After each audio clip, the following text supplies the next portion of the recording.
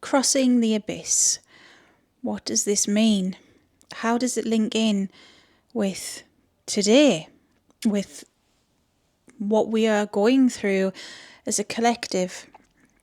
This is something I haven't written any notes for. I just feel really drawn to talk about my experience with crossing the abyss, how it's impacted me as a person and how it is still impacting me and how I see it in the collective. So let's just get into it already.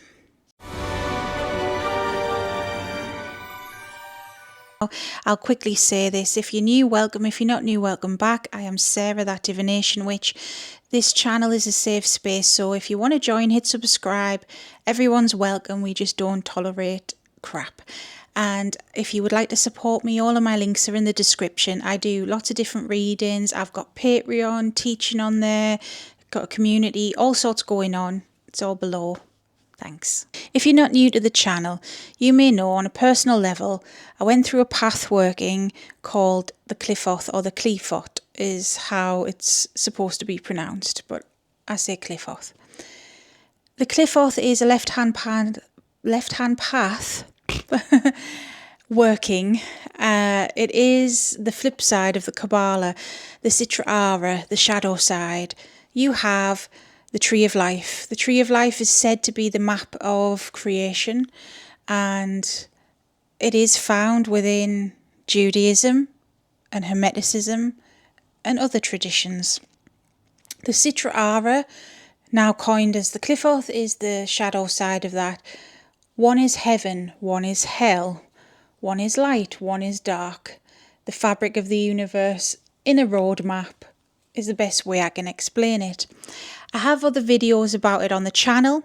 I am sharing my personal journey slowly but surely on my Patreon and memberships. I did do it publicly at first. However, when it comes to this path working, there are a lot of edgelords drawn to this, and I've had backlash over my personal experience, and it's just not up for debate anymore. Okay, my experience is mine, yours is yours.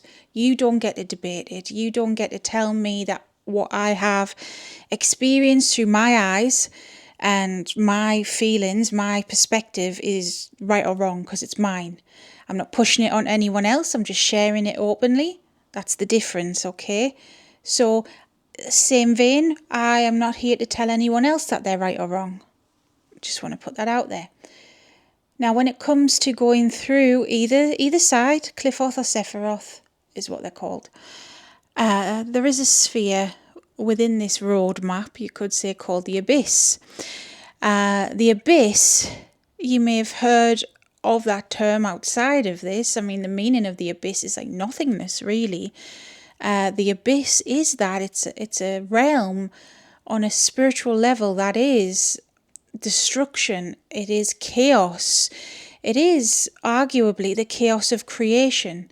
You know, many cultures talk about chaos being one of the first ever energies that we were born out of, and there are many chaos gods that rule over such things, and a lot of the chaos gods, like Set is an example, are said to be darker because of what they rule over.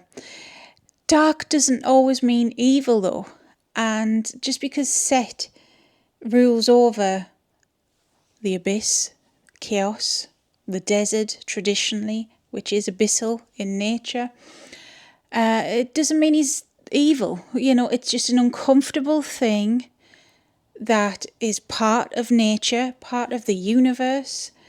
Whether you like it or not, it is there. Because without it, we could not pave the way for new life, for growth. So when you go through an abyssal crossing, it's controversial because you're going to get people. This is why I started making my own journey private.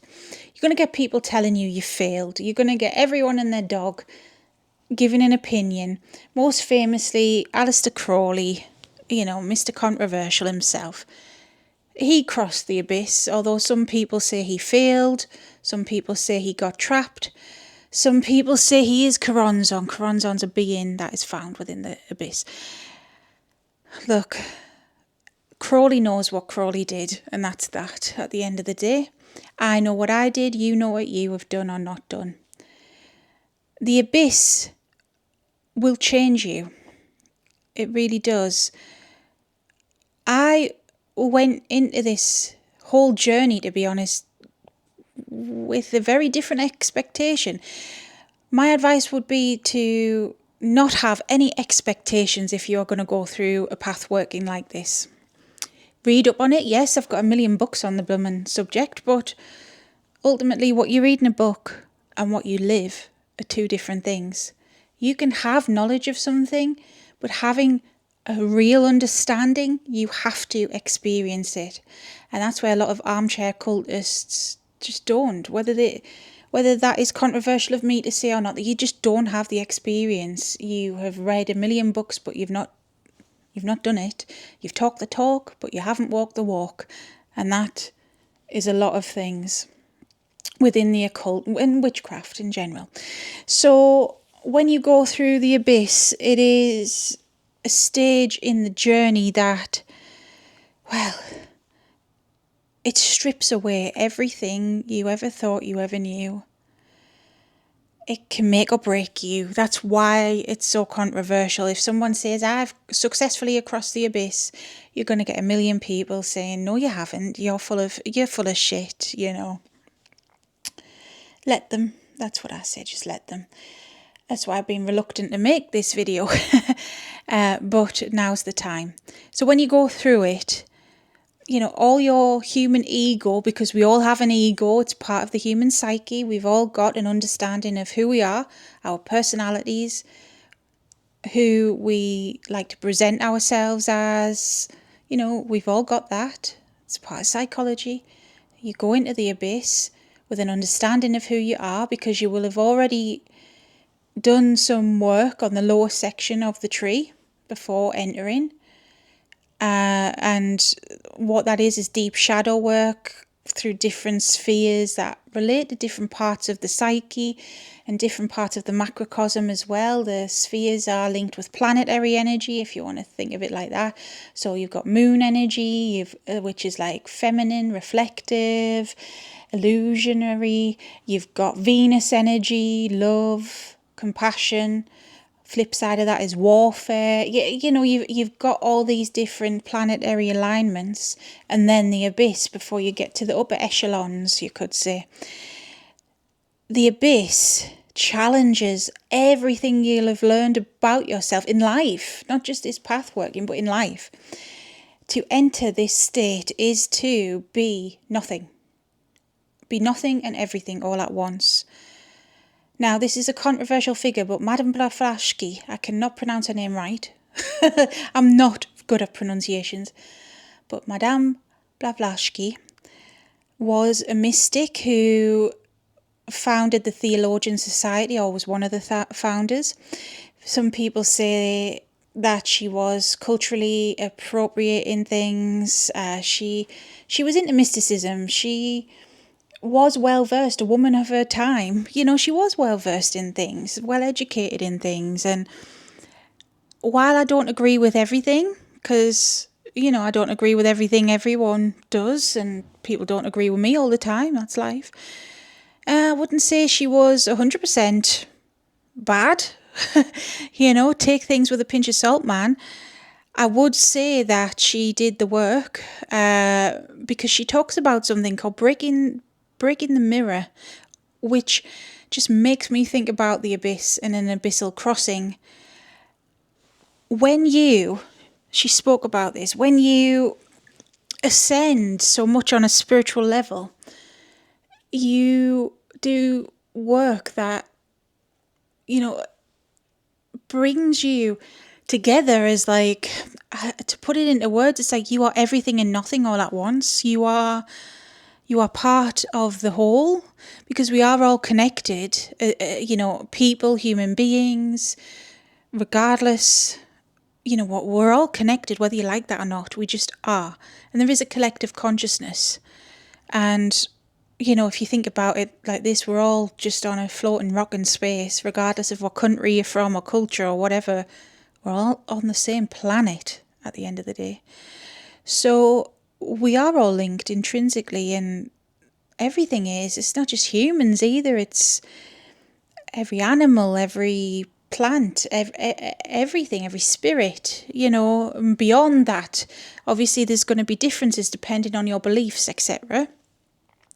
But we are all connected. And so to break the mirror is to transcend that. When you go through the Sephiroth, as an example, there is what I call the upper echelons. I forgot the wording for it, but it is attaining enlightenment. It is breaking barriers beyond what we can conceive within our realms of possibility. It is being connected so deeply with God, the source, whatever you want to call it, with the universe, with the powers that be. It is transcending and understanding as best as you can. And Madame Blavatsky spoke about breaking through where you feel like everything and nothing all at once, and it's just you have a deep, deep, deep understanding of the universe and the way things work and how we're all connected and just everything. Just a deeper level of understanding, a deeper level of being. It doesn't mean that you are constantly 24/7 in that way, but a part of your consciousness, best way I can describe it is it's unlocked. It's something unlocks. Because you see how through life, a lot of what we are raised, regardless of where you're raised or how you're raised, but a lot of what we are raised to believe, conditioned to believe, a lot of these things that are placed upon us are just noise at the end of it all. A lot of our reality is noise, irrelevant. As the age-old saying goes, you can't take it with you. That's an old-fashioned saying where I'm from. All the material possessions, all the the worries that we have as humans, as paying bills. I mean, I still have those worries. It's like a part of me now. But these things are kind of irrelevant in the be-all, end-all grand scheme of things. So when you go through the abyss or breakthrough, it is gaining an understanding of that. I find it hard to articulate all of this because, like I said, you can read things in a book, you can listen to people, you can study things, but until you live it, you can't understand it. So it's hard for me to put this into words. It will also probably sound a bit nutty, to be honest, because anything spiritual is a brush with the psyche, because we are breaking through things that are in place in our psyche, like our ego, like our personality, our persona. We are dismantling things about ourselves that keep us stable and grounded. So this is not an easy thing to do. And this is not something that you can, like an energy you can be in 24/7. But to cross the abyss, metaphorically speaking, whether you want to believe your soul is actually doing that or whether it's just a psychological thing, breaking through, whatever, it is to gain that understanding. An understanding of something deeper. It's what shamans go through as well. Now, I'm not saying I'm a shaman. I'm being humble about this. I'm nothing special here. I'm just a woman going through her spiritual journey. And that's that. I'm not here to bring anyone else down, not to say I'm better than anyone else. I'm not preaching. I'm not saying I've got all the answers, but I'm giving you my understanding because this is gate kept, I feel. And there is too many edgelord, egotistical arseholes, especially with the Cliffoth side of things, that try and be like, I'm better than you. I've got all the answers. I know everything. It's like that. It's that level of maturity. And to me, falling into that trap, I suppose that to me screams a failed crossing. Why does it scream a failed abyssal crossing, even though people use that as an insult? Because that's filled with ego. And that's what you dissolve, to transcend, to cross, to break through. We all have to have an ego. Now, I think an ego is misunderstood, the concept of ego. It's what helps us function as human beings, to wake up every morning and do whatever we need to do, go to work, live our little lives, have drives, have goals, to keep us going, to keep us plodding on. We need this, we need it, it's survival. But some people, well, for whatever reason, it could be mental health, it could be the way they're raised, it could be a numerous amounts of things. Some people let it get inflated, let's say, and that's where you have cult leaders born out of stuff like that. You have arrogance, narcissistic sorts of people, and it's not just spiritual people. This is just the way some humans are. And that's sad to me, but that's how it is. So a lot of people who stand and preach about stuff like this, not everyone, but there are some notorious people who even came after me before, who are like that, okay? And that, to me, is a failed crossing, because you haven't dissolved that. I'm not immune, I've got an ego, because, like I've explained, we need the ego to function. But I am not out here saying I'm the one true answer and I know everything. I can accept criticism, I can accept when I'm wrong about things, and I have made videos calling myself out. I have made videos explaining my understanding of things and how they've changed. Prime example is, once upon a time, I would have said Hecate was not linked with demons in any way, and that demons were bad and blah, blah, blah. And now, who works with demons? Me. Who has a deeper understanding of demons? Me. Who led her to the cliff off? Oh, yeah, Hecate and Lilith. Yeah.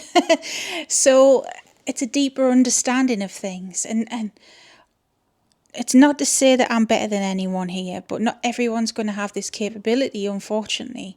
But if you're listening to this, maybe you will. Or maybe you already do. Maybe you've done this. Maybe you have this understanding. Now, why am I rambling about all of this? It's because when you have done that, the changes within yourself, within your microcosm, so your inner world, don't just happen like that. I was under a misconception that they would. It doesn't. I have spent basically all of this year integrating this. This is part of why I'm going through a lot of changes. Even in my appearance, even like I am purging a lot in the material world. I've talked about this on a live stream I did. Like, Hecate has guided me with this to get rid of possessions that I've collected. I used to collect certain things like anime stuff, games, things like this, even certain clothes and things like that. Like, everything we own has a memory, has a energetic imprint, linked to a memory is what I'm trying to say. So even like the clothes we wear makes us feel a certain way. If you're clearing out the cupboard, you might stumble across something and think, oh yeah, that reminds me of that time. For example, here's a random example. I've got a bendy straw that I had from when I was a kid with Belle on from Beauty and the Beast. That used to be in my nana and granddad's house. I don't know why the hell I've got it, but it reminds me of good times. It's not a bad memory, but it reminds me of good times, being about 5 and asking to use this special straw, and then playing like shops in my nana's kitchen. Used to have a pretend till, cashier register with plastic money, and used to play shops. Anyways, makes me think of that. So that's good memory. But every single thing we have has a memory. We might have a t-shirt that we wore with our ex-boyfriend or something. It's going to make us think of the bad things, right? We might have something else that we used to take to work with us in a job that we hated and blah, blah, blah. So, for me, I'm purging a lot of stuff like this, purging things that no longer hold meaning to me. I'm trying to to feel that. And with each thing I'm purging, and when I say purging, I'm selling my life literally like on eBay, selling these retro games and things.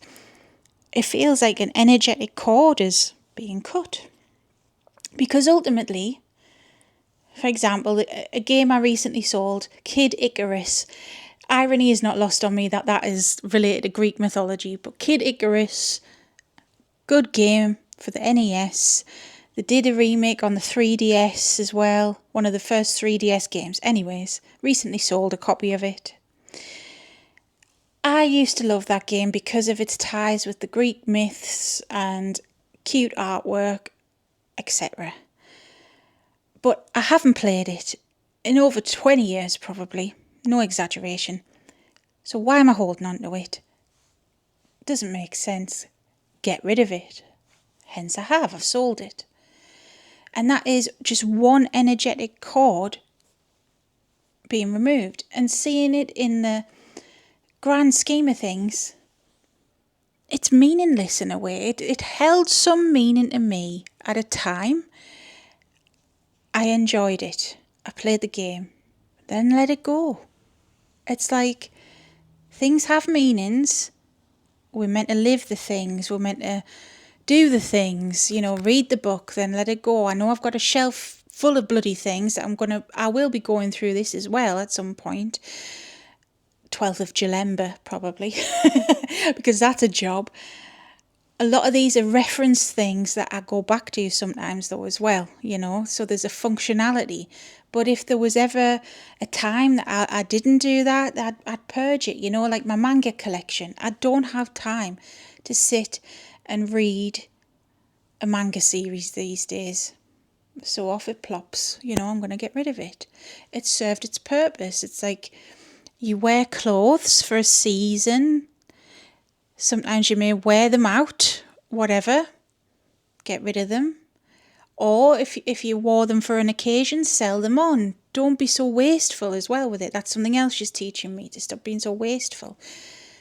But it's all about the fact that you can't take it with you, and life is more than the material world. It is more than our possessions. It is more than our physical appearance even. Life is more than the material world, and that's what breaking through does for you. It puts things into perspective. Now that's in a small microcosm personal world level, but on the bigger level, this is what I feel drawn to speak on because of collective messages Hecate's had me share as well and had me experience and go through.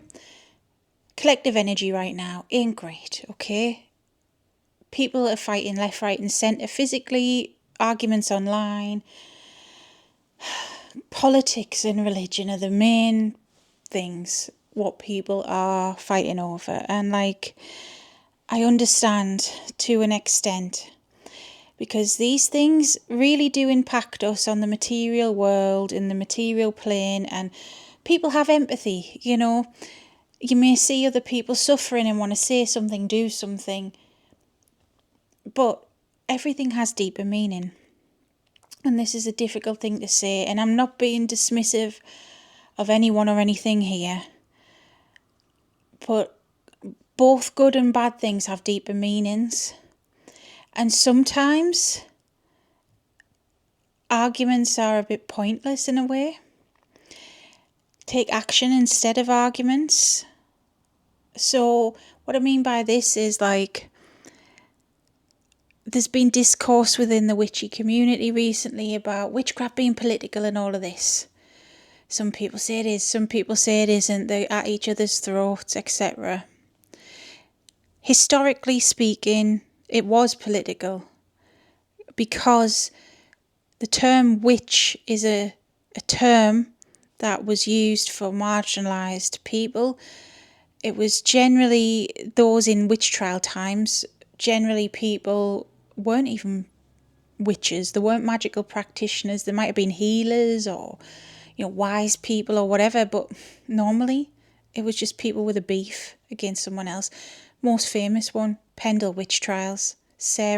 Alice Nutter My name's Sarah, why am I saying Sarah? Anyways, Alice Nutter wasn't a witch. She was a woman with a mind of her own who made some enemies.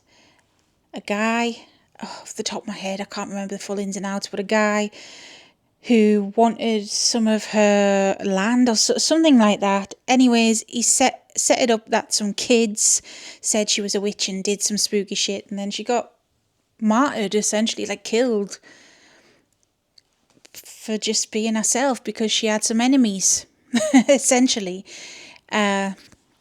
She wasn't a witch at all. That's just a very famous example. Pendle witch trials, look it up. Very interesting. Poor Alice, yeah. I'm sure it's Alice Nutter, anyways. Wasn't even a witch. And it was people like that across the board, you know. Been to the Witch's Well in Edinburgh. So many people murdered. No other way of putting it, it's murder. Mass murder. In the name of witchcraft, you know. And this has always been the way, even back then, 1600s, 1500s, that was people preaching out of ego. It was religion being divisive at that time. Now, it's history repeating. That's what Hecate is putting in my head. These cycles keep repeating. This is one such cycle. There's always cycles of hatred, cycles of people victimizing others, and where does it end? Do we break the cycle by fighting each other, or by looking after ourselves and seeing that there's a bigger picture? This is why I don't think I can say 100%. Now, I'll get shit for this if any of these people listen to this. I can't say 100% witchcraft is political. In a human sense, historically, yeah, okay. It was the terminology. Some people deem it as such, but witchcraft is a craft. People of all walks of life practice witchcraft. All cultures practice some form of magic, some's part of religions and not. But to be a witch does not mean you're religious in any way. To be a witch is to have your own moral compass, and we should all be free to do so in an ideal world, but we're not, because of the ego, for whatever reason. This is all energy traps. It's what it is. Now, people are getting at others saying, oh, you know, people are saying don't be political because it's not high vibe enough and whatever. That saying it's high vibe and whatever, it's dismissive of reality. Reality is not always high vibe, no, and we can't always be high vibe and love and light and whatever. That's just not the way it works. You can't polish a turd. You know, things are always going to happen that are bad. That's just the way it is. As above, so below. Cause and effect. I've spoke about that. This stuff, it's just cycles, always will be. The real answers come in transcending all of this, knowing that in good and bad things, lessons are to be learned. And that's the Hecatean way, in a sense. No two Hecateans are going to think the same.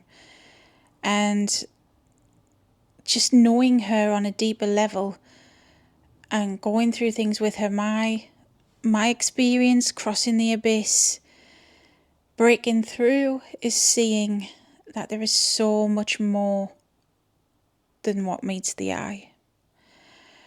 We can have our beliefs, our egoic material realm beliefs, and stick by them, you know, stand on business, do your thing. But you doing that, ultimately, I used to do that, you know. Ultimately, you'll learn lessons in these things. Everything has lessons, good and bad. You know, just everything has a cause and effect. Everything, you know. I don't know how else to put this into words. It's hard to put such a concept into words, but just know that everything, this is the advice I'm getting and what I'm bringing forth. We won't all agree. We never will. That's just life. We have to kind of accept that. We do. It's not kind of. We have to accept it. No two ways about it, because it's not going to change for you, babes. Now, there will always be heinous things happening in this world. Doesn't mean it's something that I condone. Obviously not. I help people where I can. I do a lot behind the scenes. I don't advertise because I'm not doing it for ego. I've donated to charities. I've helped people out. I've done a lot behind the scenes, and I do what I can where I can. But there will always be bad things. But there will always be good things too. There'll always be a counterbalance. But the most important thing is you. And that's not in an egotistical way. That's not to say you're better than anyone else. It's not to step on other people to get ahead or anything like that. But your microcosm, your inner world, that's the most important thing. Because you could spend your life campaigning for what you stood for, what you thought was right by your moral compass and your background, etc. And maybe it was doing some good things for people. But perhaps behind the scenes, and you didn't see it, it was doing bad things to other people. Or maybe you were misguided. Or maybe someone, a puppet master, was in control, that was painting something out to be something it wasn't, as an example. And you've spent your life doing that. What do you have to show for it? If we can't take the material world with us, it's life's lessons, and this is reincarnation, and it's a whole thing. It depends what you believe, but what is there left when there's nothing to take? If the material plane blew up tomorrow, where would half of the population, if not more, be? There's more to life than this. Gosh, I hope this made sense, because this is so hard to put it into blooming words. It's so hard. But this is why I don't speak in the ways I used to speak. When Trump first got in, I worried about that. I spoke about that. I've had some nasty comebacks on that. I don't like the guy. I don't. But he's there for a reason. And it doesn't mean that I dislike anyone who does like the guy. Each their own. You're free to believe what you want, but I don't like him. I'm scared of what I say because I'm in bloody England where people get arrested for saying things. I don't like my government. I voted for them. I voted for them, but I don't like them as well, So we don't have to like people. People don't like me. Grow thick skin, babes. It's not that deep. People just don't like each other. I've seen people calling me worse than shit that I don't even know. These people don't know me. I'm just on the internet. But this is where we have to break through and look past it and say, whatever. It all happens for a reason. Me seeing insults about me gets me thinking and working on my shadow, getting stronger, lessons to be learned. Even me voting for who I voted for. To be honest, it's been a bit of a catalyst about my own political views. Now, it's not to say, I just want to add this caveat that, to be honest, I'm not political at all, right? That's me. And some people say, well, you've got to be. I'm not, because I can't see that one side is 100% right for me, because maybe it's going through the abyss and going through what I've gone through, like I've explained. This is very rambly. Sorry, I don't mean for this to be so rambly, this video. But there's good and bad in everything. And I just... The suffragettes did fight for me to vote, and a part of me, a human side of me, is like, well, I want to honour them, but next time, who the hell do I vote for? I don't bloody know. Because the main ones, I don't agree with any of them. Probably Green Party. I don't know. But that's an aside. It doesn't, at the end of the day, does it matter that deeply? I mean, technically, yes, but also because there's more to life than the material world, ultimately, no. This is how deep this concept is, and how hard it is to explain, and how nutty it may sound as well, but there's just so much more that transcends this lifetime. So just remember, when you're getting het up in your feelings and getting involved in things, regardless of what angle, just remember there's more to life, is what I would say, and like look within and try work on things that upset you and trigger you and stuff like that, because ultimately this world is triggering and it's going to keep being triggering. That's part of what we're here to achieve, in my view. It's not going to cater to you. It's not going to change just for you. So you've got to change your view and your inner world. You've got to be at peace within yourself to then make change outside yourself. I hope that made sense. I don't know how else to put this. Apologies again if it was so rambly and it made absolutely zero sense. It's a very deep concept to talk about. But in a nutshell, yeah, crossing the abyss is very much dissolving that ego in a way. Now, for me, that's kind of like the best of my ability explaining it. That's kind of how I'm seeing things now. I do still have a material existence and a material world to live in. I have to make money to live. I have to pay bills and stuff like this. And in a sense, that is grounding to me. Right now, it is important, you see, on any spiritual journey to remain as grounded as possible. And remember, you're a human. You're still human. Even if we are more than this life, we're still living this life. It's having balance. So those things kind of oddly balance me out right now. Having those mundane worries kind of stops me worrying about the bigger picture stuff, you know. I don't know what else to really say in regards to it. That is the best way I can explain this. And please, if you have any experience with abyssal crossings or any advice you can give others, help each other out in the comments, please do. Please remember, regardless of beliefs, religiously, politically, etc., everyone's welcome here. We don't tolerate crap. That's what this is about. And please remember to look after yourselves. Okay? Right, I'm going to go because I don't know what else to say. So stay safe, stay witchy, all that jazz. Bye.